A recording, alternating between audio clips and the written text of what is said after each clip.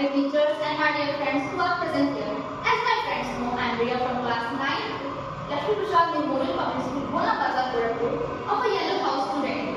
Today, I am here in front of you to express a topic that is a circle. Just imagine there is a shape so perfect, has no beginning, no ending, and that shape is all around us.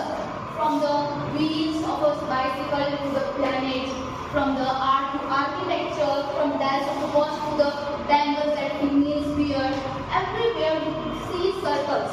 Today I will take you on a journey on the world of circle, where we will explore its definition, terms related to circle, and even their theorems. So let's move.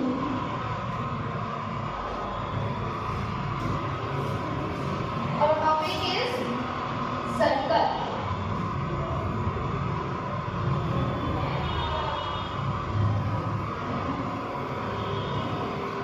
Before moving to the terms related to circle, we have to understand what is a circle. How we can define a circle? A circle is basically a set of collection of many points. What I say?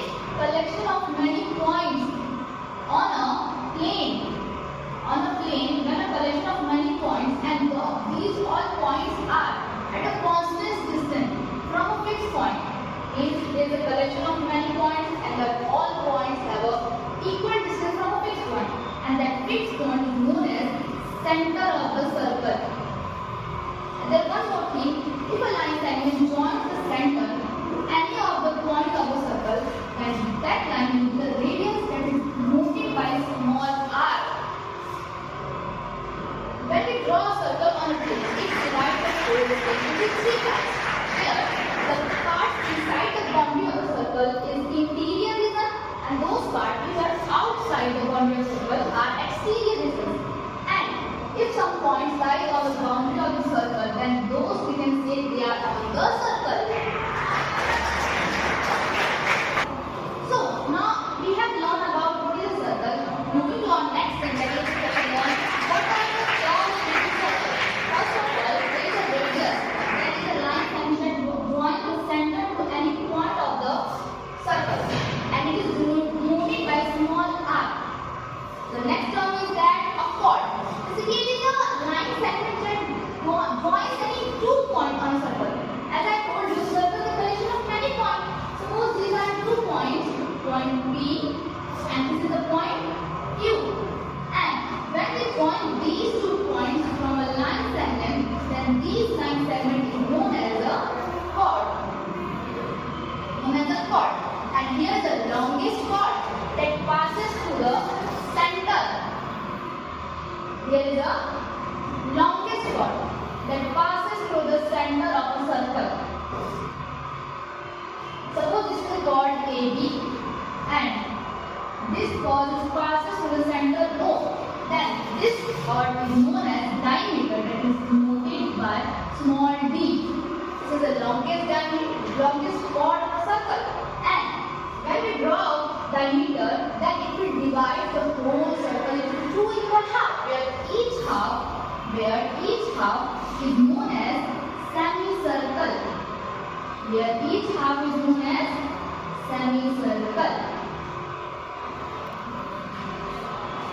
Moving to our next term, that is an arc. But before that, you have to understand there is a relation between diameter and chord. That is,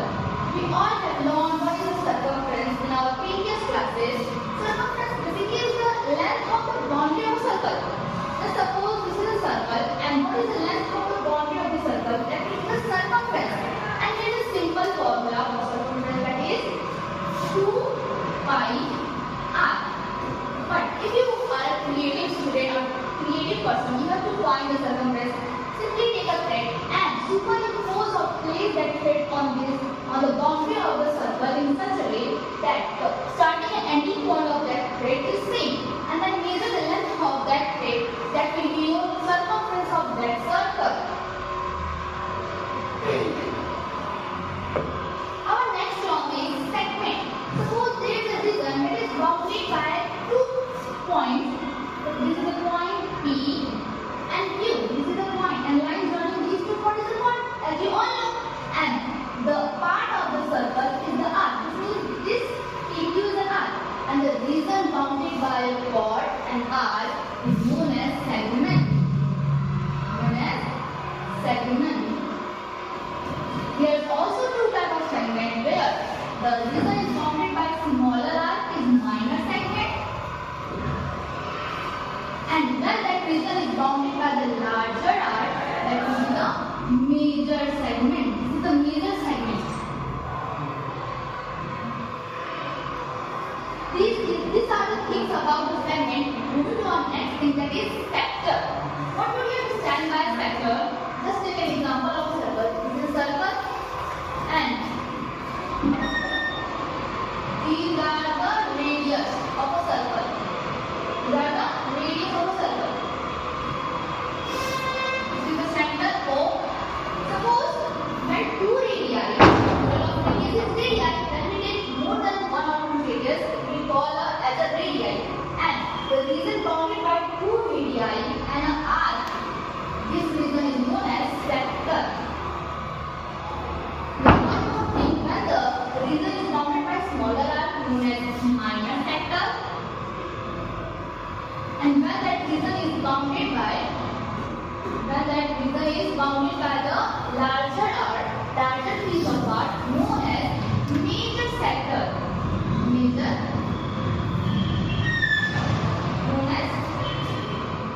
Major sector.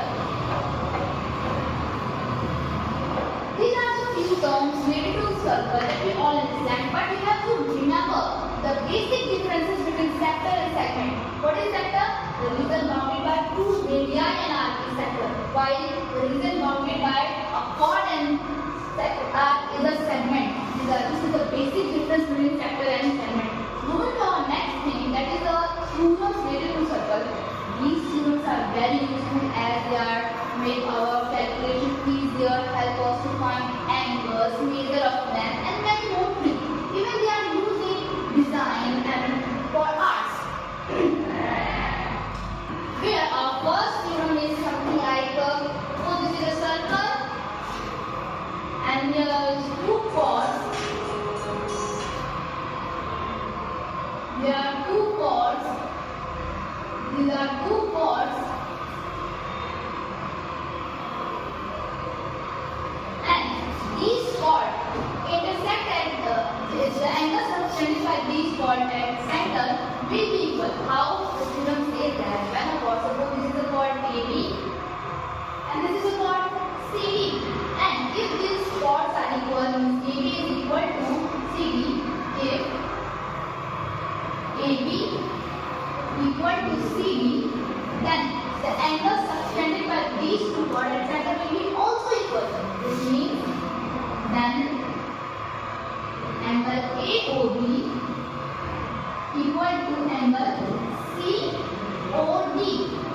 And our next theorem is just opposite, or you can say converse of this theorem, which says if angles subtended by arc at center are equal, then those 2 chords will be equal. Our third theorem that says something like in a circle, when a perpendicular line drawn from center to the chord, that line will bisect the chord. This means, suppose this is the center O and this is the chord AB. The diagram is not completely clear, you can understand by listening me. Suppose this is the chord AB and center O and a perpendicular line. Perpendicular line means when the line intersects at 90 degrees. That is a right angle, means 90 degrees. If a line drawn from the center to chord is 90 degrees, then these two, when it will bisect the chord, means these two small passes will be equal to one another.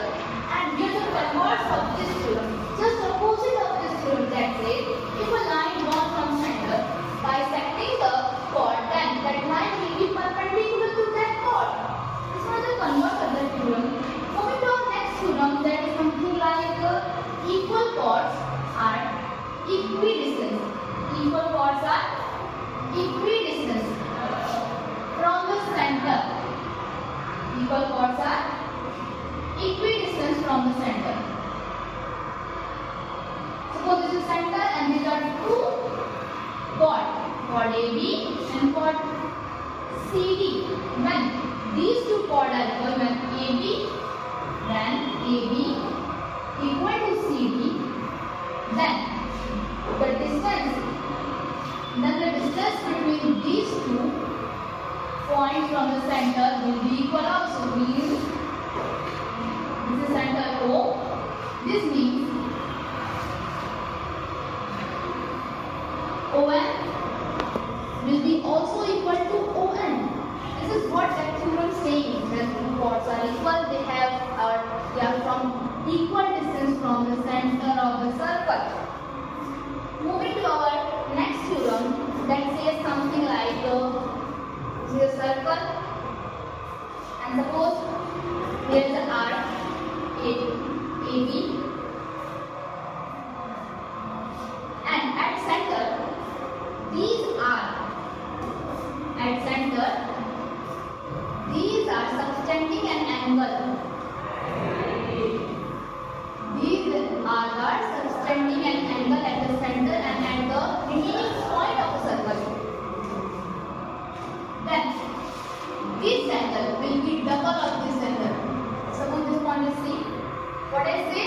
If an arc is subtending an angle at center, then that angle will be double the angle subtended by the same arc at the beginning point of the circle. This means angle AOB is twice the angle ACB.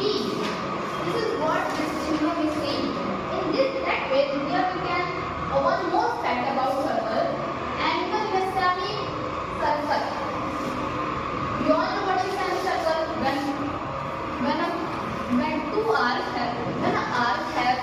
When the arc are the end of the circle, then it will divide the circle into two parts, two equal halves, where each half is semicircle.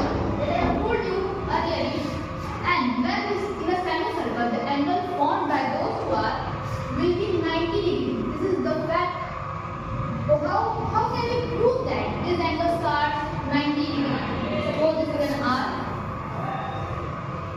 This is an arc AB with a center O. These are subtending an angle at a center of 180 degree. How will I find this angle is a 180 degree? Because AB is a straight line, and we all know a straight line subtends an angle of 180 degree. And we have also learned angle at the center constructed or subtended by an arc is double the angle subtended by the same arc on the remaining part. This implies angle AOB is double the angle ACB. And we know what is the value of angle AOB, that is 180 degree. We have to find value of angle C. Just cancel this thing, we get 90 degree. This means angle ACB is 90 degree. Hence prove that angle in a semicircle is 90 degree. Here one more theorem that says that in a circle, angles subtended in same segment are equal. Angles subtended in same segment are equal. Suppose this is a circle. Can anyone tell me what in which segment I am drawing this angle? Anyone? If anyone wants. Okay. The angle are subtending in the major segment because it is bounded by the major arc, larger part of the arc. And we have to, according to that theorem says, this angle A is equal to angle B, which is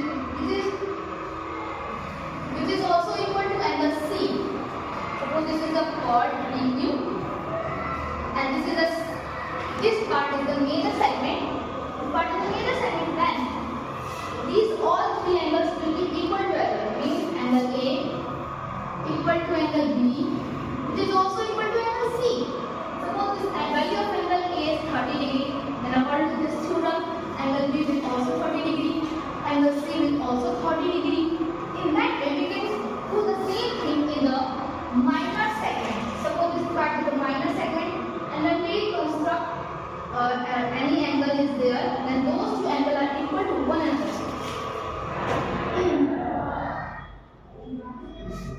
Suppose this are angle R and S, then angle R is equal to angle S.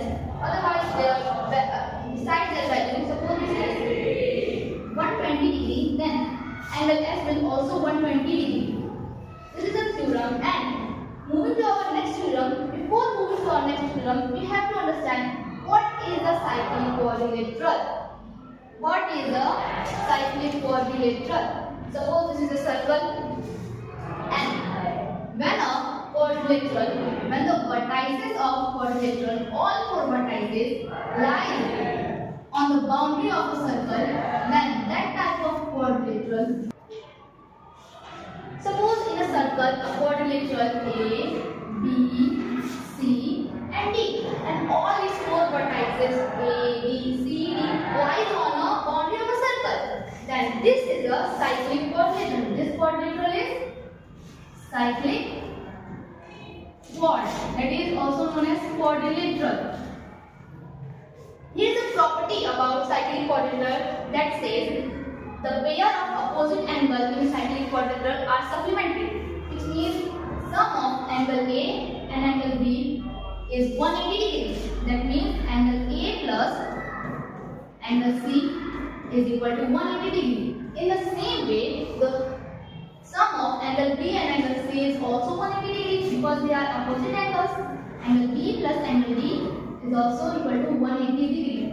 In that way, these are the all theorems, facts about the circle that we have explored today, including its terms, definition, everything. And I hope you all enjoy and learn very more thing about this video. Thank you for your time and attention.